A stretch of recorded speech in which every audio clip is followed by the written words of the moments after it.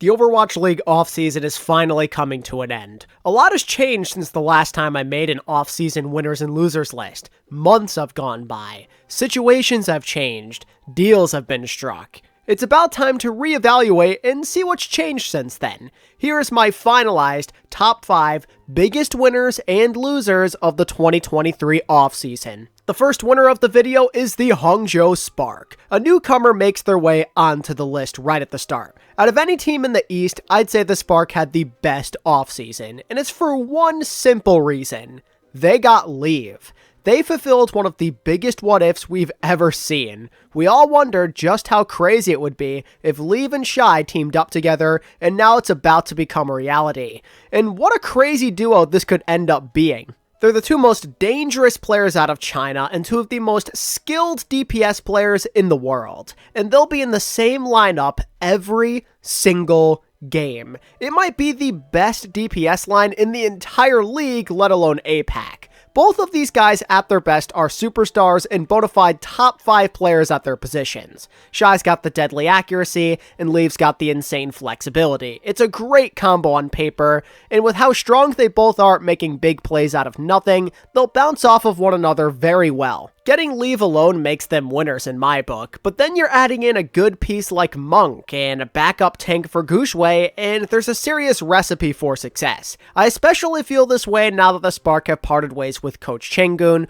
who is relatively inconsistent in favor of quite arguably the best coach in China's history in RUI. The Spark are in such a great place on paper. The roster can compete with most, if not all teams, no problem. Top of the APAC region and playoff contenders feels like a very realistic goal on the surface. The Spark have that danger factor of last year's playoff run, but with more consistency this time and more flexibility even. They could actually be good for an entire season rather than half of one. At loser number 1, I'm going to start with something generic. The LA Valiant. I almost went with Vegas, but we're going Valiant because, Vegas didn't really change. While it's great to have the Valiant back in the West where they belong, they still possess little competitive integrity. The Pro-Am showed us they have at least some competence and there is room to improve, but it's how they're operated and the fact that they're bottom feeders with a different roster for a third year in a row that makes their situation pretty frustrating. Their team is literally just a generic contenders roster with no ability to compete at a high level. And think about how the offseason has been handled.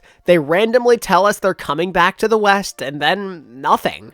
They proceed to not make any roster announcements literally until the day of the tournament. Their players literally had to leak it themselves, which makes me wonder if the Valiant even have any sort of organizational help. It feels like they have absolutely nothing and the players are fending for themselves. And from the sound of it, it feels like Paintbrush is going to be the guy controlling the social medias. They're not going to even hire someone to do it for them. Feels to me like a pretty rough season is around the corner.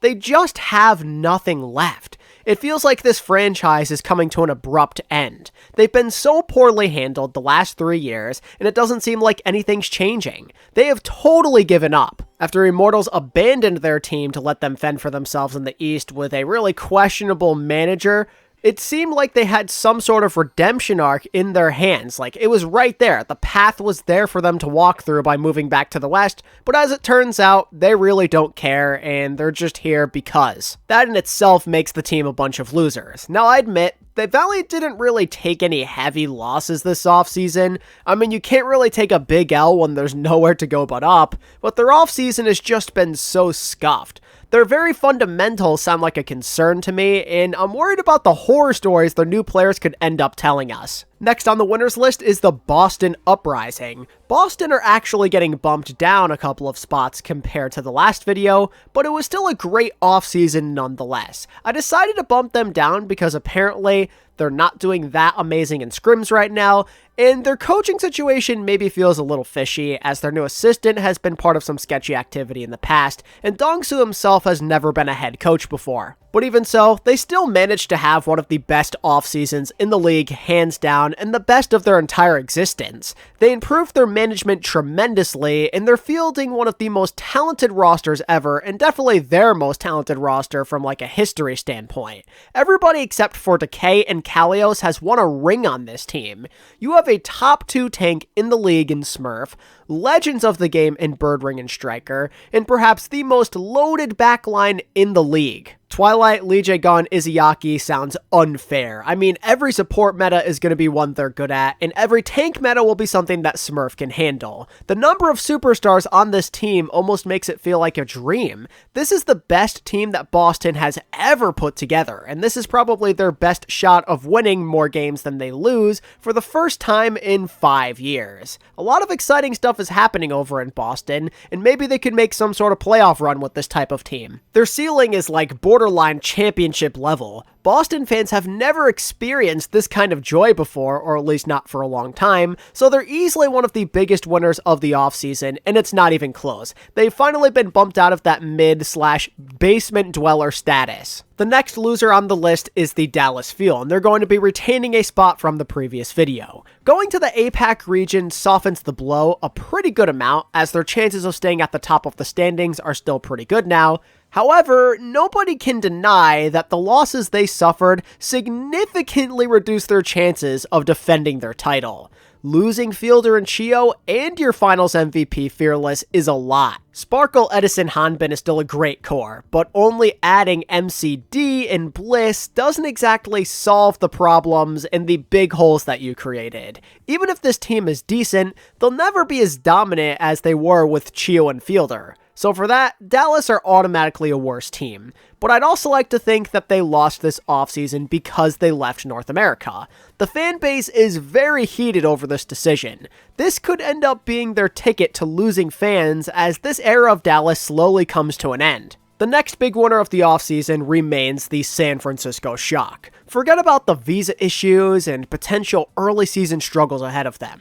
The Shock made major strides during the offseason. Proper needed more help, and it's pretty easy to say that he got it in the best way imaginable. San Fran looked towards their academy team O2 Blast, as well as free agency, and they were able to set their superstar up with teammates that he has played with before in what could be the youngest super team to date. Max and Junbin are two of the best tank prospects that this rookie class has to offer, and they cover all of your needs in the game very well, and combined, they should make for a top-level duo if they live up to their potential that we saw in Contenders. And then you're exchanging Violet for another solid player that Proper's played with before in Vindame. He was a rookie sensation on the Seoul Dynasty. He was arguably role star level last year at the main support role, and with him being more experienced on main support than Violet, this could prove to be an upgrade in the long term. And just to make things even crazier, they pick up arguably the most hyped up prospect in the class in Heesang. Proper finally has a partner in crime that he can rely on. Heesang is generating some crazy hype as a flex DPS, and him and Proper can pretty much fill out every need in the game. And if all goes according to plan, hopefully Proper won't be having to break his back on a game-to-game basis. The easier things are for him, the easier it'll be for your team. The new core that the Shock have makes up a prime O2 Blast from a couple of years ago. That roster was a dynasty over in Korean Contenders for years. These boys know and love each other very much, and they know exactly what it takes to win it all. With a veteran like Krusty there to coach them as well and to guide them, the Shock have more than enough firepower to potentially make another Grand Finals run and this time finish the job. Moving back to the loser board, we've got the Shanghai Dragons, and they once again retain a spot on this list, and this time I feel a lot more comfortable with my choice. The obvious factor that gets them here is losing the core that formed a dynasty and won them numerous championships and tournaments throughout the years. Going into a rebuilding stage after having all of that immediately puts you in the L column right off the bat. But things have gotten way worse. On a happy note, they signed Hisu and Viper, which gives them a nice little 1-2 punch at DPS, and I think that giving Hisu a place where he can maybe get a bit more help is everything that us fans want for him. All of that would be good and well if it weren't for the other crazy things that happened though. No matter how much you love the players, it's pretty hard to justify Fleta on tank and Diem on support in the same starting lineup without watching them play first. There's gotta be a good reason why Coach Moon wants them here, or why they probably made the choices themselves to swap roles, but I'm just not sure if it'll be enough with how much worse the team is compared to last year. Fleta's flexible, and he's feeling motivated again supposedly, so Tank may do him some good, but how long is it going to take to see the results that you're looking for? And with Diem, I mean, it's a complete wild card, with only the mechanics needed to back up playing this role at a high level currently. If these two had a better team to cover up any of the weaknesses and mishaps and learning experiences early on, maybe you wouldn't be as worried. But they just don't really have that same roster anymore. They feel a lot weaker. And it only gets worse knowing that Gangnam Jin is probably going back to main support, so that's not going to make you feel any better. The Dragons feel like they're going to take a sharp nosedive from a competitive standpoint. The team just isn't what they used to be, and combining that with the uncertainties and obviously better APAC teams on paper, and you can't help but feel like they're serious losers this offseason. Occupying second on the winner side of things is the Houston Outlaws. My opinion remains unchanged on this group. Their offseason was incredibly productive. Like Boston, this is the best roster they have ever had. They're so loaded from a talent perspective in every aspect, and they actually managed to elevate themselves even further since the last video. They still have all the same great guys from the last time we talked about them. They re-signed a top 5 flex DPS in Pelican, and the playmaking that he brings to the table makes them pretty set at DPS all on his own. And then you're pairing him up with Happy, who isn't that bad at all. While the team did better with merit, I'd say last year, Happy is coming off his most consistent season as a pro ever, so if there was ever a time for him to shine, it would definitely be now. And then Houston managed to heavily, and I mean very heavily, upgrade their support line with Shu and Violet. They're both god-tier players and legends of the game, and anytime this team runs a double flex support comp, it's going to be a problem for the rest of the league. And now Violet has had even more experience on the main support role, so he should in theory get even better on it. And who could forget about Fearless, one of the most legendary tank players of all time and the reigning finals MVP. Any sort of Winston, Rhine, or ball meta will mean that Houston is in excellent hands, and his championship experience along with Violet's will surely go a long way in helping these guys get to that next level. The only worry, at least initially, about Fearless was how he'd do as a solo tank, because there's so many other tanks in the game that we've never really seen him play before, and his hero pool is pretty specific, but the Outlaws actually address the problem by signing Gargoyle. He makes up for what Fearless was lacking, and gives Houston the versatility to succeed in basically any meta. Gargoyle was a great player during his Florida days, especially on the D.Va and Sigma, and if he's still what he used to be a couple of years ago, the Outlaws are going to be just fine at tank. And it's due to this upgrade that I have bumped the Houston Outlaws up to number 2 on my winners list. Next on the loser board remains the LA Gladiators. They are as in bad of shape as the last video, I mean that's for sure. The Dante, Kai, and Yaki pickups make for a decent core, but the thing is, the Glads were title contenders last year, and now nobody even thinks of them as a top 4 team in the West. A lot of people think that they're likely middle of the pack. Going from unanimous title contender to just okay means that you're losing out big time. Losing Shu and Reiner was crazy in terms of impact, and I especially mean it for Shu. That guy has been a top 2 flex support for a couple of years running, and while Babel is talented, it's still a downgrade nonetheless. And there's also the question of how Dante does as a solo tank, and if the team can start playing better than their supposed poor scrim results. The Gladiators took a massive fall from grace. Their title window has all but shut, and even if they're still respectable, they'll never be that juggernaut they once were. But that's not where the L's stop, unfortunately. It goes beyond that. Their owners, Crunky Sports and Entertainment, are pulling out of the esports scene completely. One of the richest owners in the Overwatch League is out of there, with mass layoffs coming at all levels. The Glads will operate at a basic level this year, and they'll be okay for now. But past that, their future is uncertain. They'll either get sold to another owner, which feels unlikely given how nobody wants to invest in this league, or they're going to be shut down for good. It's a really bad look for the Glads, and it sucks. One of the most popular franchises since its inception is now dying. With all these piling L's, there was really no choice but to include them on the loser board. And of course, at number 1 will remain the Atlanta Reign. Their offseason was undeniably god tier. They're gunning to win a championship right now, and this roster gives them the power to do so. They ditched their mediocre roster for one of the best in the league, at least from a talent standpoint. Keeping both Vigilante and Hawk is a great way to start. They're great players to have. But then you literally go out there and add 3 of the best players in the league on their roles to your ranks. Lip in a lot of people's eyes is not only the top hit scan, but arguably the league's number 2 DPS. And then Stalker, I mean, he could end up being a top tier flex DPS as well, as he never really got a true chance to shine playing behind Prophet, and now he gets to show the world how dangerous he actually is. And if the Pro-Am is any sort of indication, then the Atlanta DPS line just might be one of the best in the league. And do we really even need to mention that support line? They literally acquired the top backline from 2022. Fielder and Chio are gods amongst men, and having Vigilante there to make it a triple threat just isn't fair. They're so balanced, they can play so many playstyles and any composition, their mechanics are top tier. It's 3 superstars at one place, it just isn't fair. And like the Outlaws, the Reign also made a pivotal addition as the icing on the cake, so to speak, to make you feel even better about their chances this year.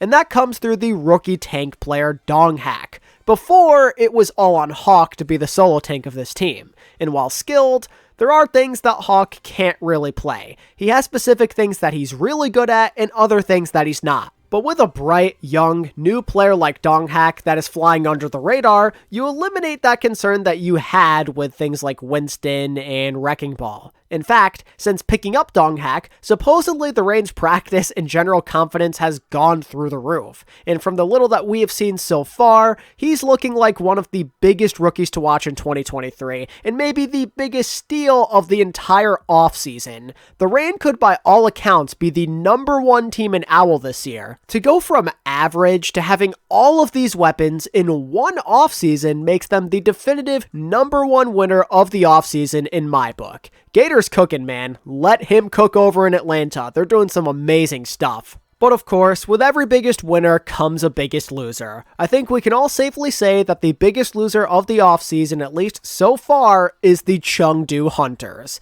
They have taken the greatest beating from the APAC changes this offseason, as well as stuff they've been dealing with on their own from an organizational standpoint. They were already in terrible shape in 2022, and this just felt like the thing that broke their back. Ownership has no money for them, and the country itself is no longer even supported by Blizzard. They have no money, no resources, no help, no one even working for them at this point basically, and no future. As of this recording, they don't have an official team, any sort of social media presence, management for that matter, or leadership in general. It feels like a vacant canvas at this point, and if it weren't for OWL saying that Chengdu is competing this year, I would have expected they were disbanding. Chengdu are literally dying before our eyes. Like, what kind of team were they even going to put together this year? They have nothing, and they'll likely continue to have nothing. Whatever they have is going to be bare minimum scraps that just gets them by until the end of this year. They might be the worst team in the league by default because of how messed up they are. Chengdu are in seriously bad shape. They've been radio silent this entire offseason, even as players have left for new teams. This really might be the end of the Chengdu Chads as we all know and love. They're clearly in a worse spot than any other franchise as of right now, so number 1 feels like a pretty fitting place for them. None of us want to see the Hunters die, but with the situation they're in, and with the current shape of the league, things don't exactly look good. But I think that's about enough negativity for one day, so let's call it there. That is my finalized biggest winners and losers of the 2023 Overwatch League offseason. Do you agree with this list? What would you have changed, if anything? Let me know down in the comments below and drop a list of your own too. If you enjoyed the video, give it a like and subscribe if you want more Overwatch League content. And until next time, this is ATP, signing out. Peace.